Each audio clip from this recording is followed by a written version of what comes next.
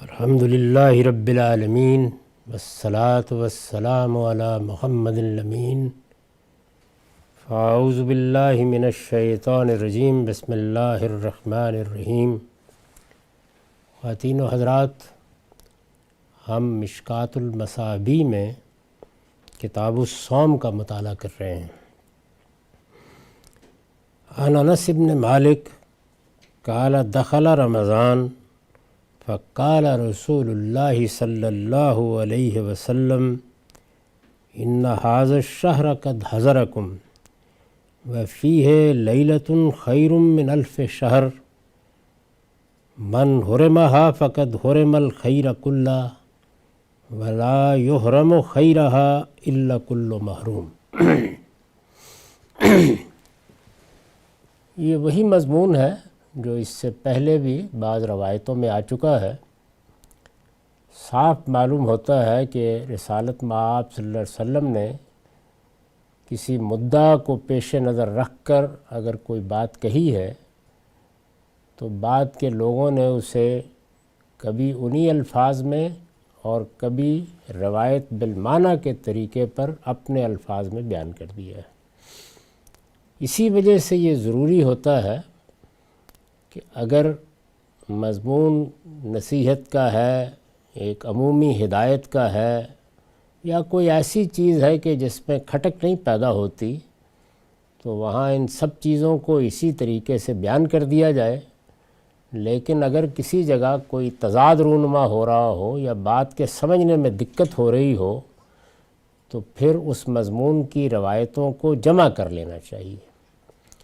اس سے بات واضح ہو جاتی ہے کہ کیا تھی، کیا کہی گئی، کس محل میں کہی گئی، کس پہلو سے کہی گئی۔ حدیث کے سمجھنے میں اس اصول کی بڑی غیر معمولی اہمیت ہے۔ یہاں کوئی ایسا فرق نہیں ہے، وہی چیزیں ہیں جو اس سے پہلے بیان ہو چکی، ایک دوسرے اسلوب میں ان کو یہاں انس بن مالک رضی اللہ عنہ نے روایت کیا ہے۔ یہ کہتے ہیں کہ رمضان کا مہینہ آیا تو رسالت مآب صلی اللہ علیہ وسلم نے فرمایا، یہ شہر، یہ مہینہ، عربی زبان میں مہینے کو شہر کہتے ہیں، ان هذا الشہر قد حضرکم، یہ مہینہ اب تمہارے پاس آ گیا ہے۔ ظاہر ہے کہ یہ استقبال کا، توجہ دلانے کا ایک ایسا مہینہ جس میں اللہ نے خیر و برکت رکھی ہے،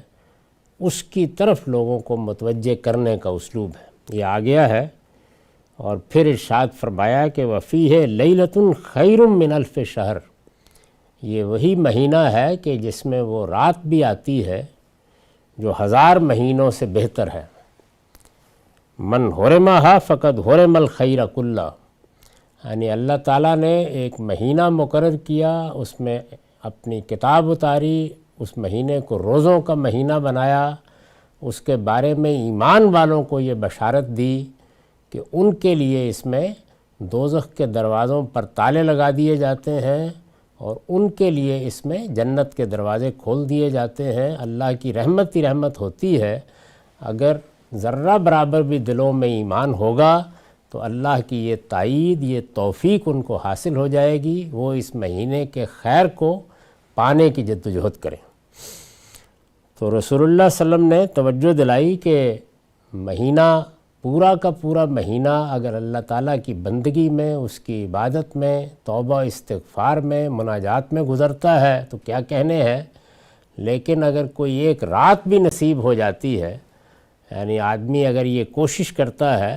کہ اللہ کی رحمت کی رات آنے والی ہے، میں اس کو تلاش کروں، چونکہ وہ متعین نہیں ہے، یعنی رسالت مآب صلی اللہ علیہ وسلم نے تعین کے ساتھ اس کے بارے میں کچھ نہیں بتایا۔ صاف معلوم ہوتا ہے کہ رمضان کے مہینے میں جب قرآن کا نزول شروع ہوا تھا اور بعد میں سورہ قدر نازل ہوئی اور سورہ دخان نازل ہوئی، اور اس میں بتایا گیا کہ وہ ایک لیلہ مبارکہ تھی، وہ بڑی قدر و قیمت کی رات تھی، تو آپ نے پیچھے مڑ کر یاد کرنے کی کوشش کی ہے کہ وہ کون سی رات تھی۔ اس میں گمان یہی ہوا کہ وہ آخری عشرے کی کوئی رات تھی،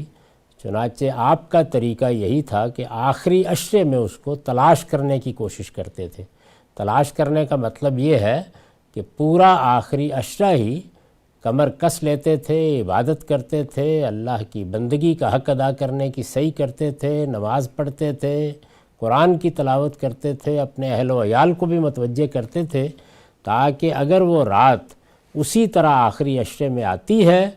تو اس کی نعمتوں سے اور اس کی رحمتوں سے محروم نہ ہو جائیں۔ تو یہاں یہی توجہ آپ نے دلائی کہ جس شخص کو بھی یہ مہینہ ملا وہ پورے مہینے سے فائدہ اٹھائے، روزے رکھے، اللہ تعالیٰ کی عبادت اور بندگی کا حق ادا کرے، لیکن اسی میں وہ رات بھی ہے کہ اگر وہ بھی کسی نے پالی تو پھر کیا کہنے ہیں۔ اس کے بارے میں یہ فرمایا کہ جو رمضان میں کوتاہی کر گیا، روزے میں کوئی کوتاہی ہو گئی، لیکن اگر اس رات میں بھی محروم رہا، یعنی اللہ تعالیٰ نے جو اپنی خاص رحمتوں کے نزول کی رات رکھی ہے اس میں بھی محروم رہا، تو پھر وہ سارے خیر سے محروم ہو گیا۔ یعنی اگر یہ توفیق بھی نہیں ہوئی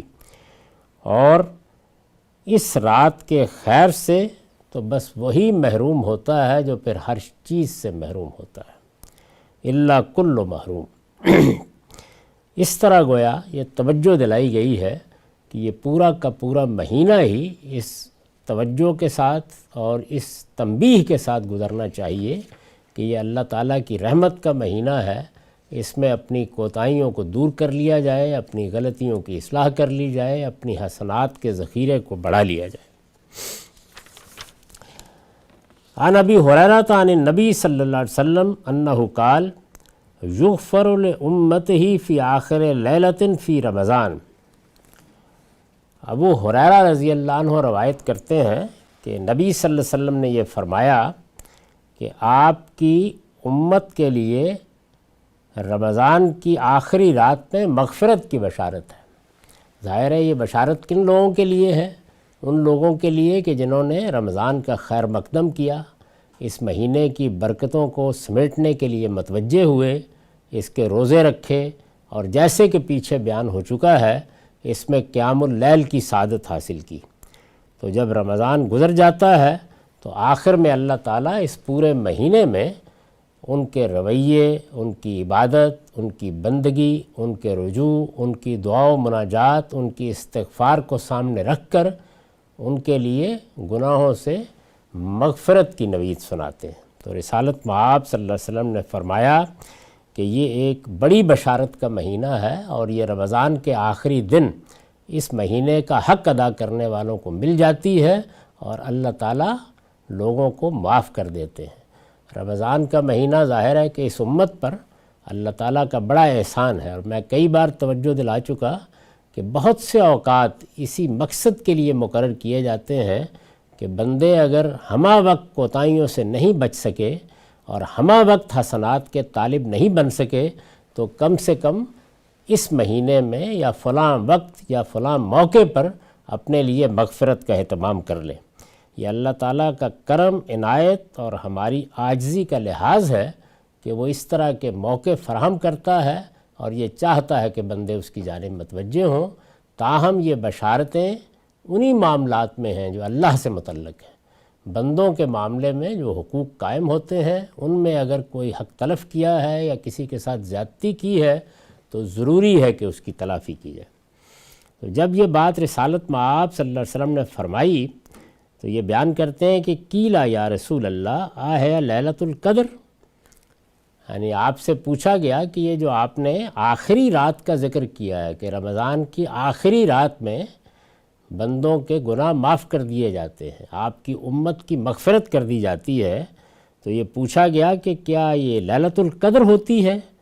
تو آپ نے فرمایا قال لا ولکن العامل انما یوفی اجرہ اذا قضا عملا۔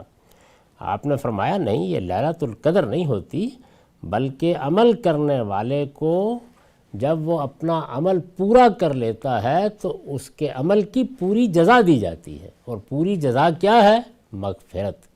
یعنی یہ رمضان کی آخری رات ہے کہ جس میں اللہ تعالیٰ یہ عنایت فرماتے ہیں۔ لیلۃ القدر یا قدر کی رات یا لیلہ مبارکہ جس کا ذکر قرآن میں ہوا ہے وہ زائد ہے اس سے، یہ تو رمضان کا، رمضان کے روزوں کا، رمضان میں اللہ کی طرف رجوع کا اجر ہے جس کو حضور نے بیان فرمایا، اور بہت ہی خوبصورت اسلوب میں یہ کہا کہ لا ولیکن العامل انما یوفی اجرہ اذا قضا عملا، یعنی اللہ تعالیٰ جب یہ دیکھتے ہیں کہ میرے بندے نے رمضان شروع کیا، روزے رکھے اور پورے اہتمام کے ساتھ، جس کو دوسری روایتوں میں ایماناً و احتسابا بیان کیا گیا ہے، روزوں کا حق ادا کیا، اب اس نے اپنا عمل پورا کر لیا ہے، وہ اس سے فارغ ہو گیا، تو جس طریقے سے کسی کو کسی کام پر لگایا جائے اور وہ اپنا کام پورا کر لے تو اس کی مزدوری اس کو دی جاتی ہے، اسی طرح اللہ تعالیٰ اپنے بندے کے اجر کا فیصلہ فرماتے ہیں اور یہ اس کے اعمال نامے میں لکھ دیا جاتا ہے۔ اس سے پہلے اگر کوئی اللہ کے حوالے سے اس نے غلطی کی ہے، گناہ کیا ہے، کوتاہی کی ہے، تو اللہ تعالیٰ اس کو معاف فرما دیتے ہیں۔ اس کے بعد اب رؤیت ہلال کا باب ہے، یعنی ہمارے ہم محدثین کا یہ طریقہ ہے، اور صاحب مشکات نے بھی یہی طریقہ اختیار کیا ہے کہ پہلے یہ بتایا ہے کہ رمضان کے مہینے کی اہمیت کیا ہے، اس کے فضائل کیا ہیں، اس میں لیلۃ القدر آتی ہے، اس سے متعلق اللہ تعالیٰ کی کیا بشارتیں ہیں، ان کو بیان کرنے کے بعد اب یہ بتا رہے ہیں کہ یہ مہینہ کیسے شروع ہوگا۔ تو یہ رؤیت ہلال کا باب ہے۔ ان ابن عمر قال قال رسول اللہ صلی اللہ علیہ وسلم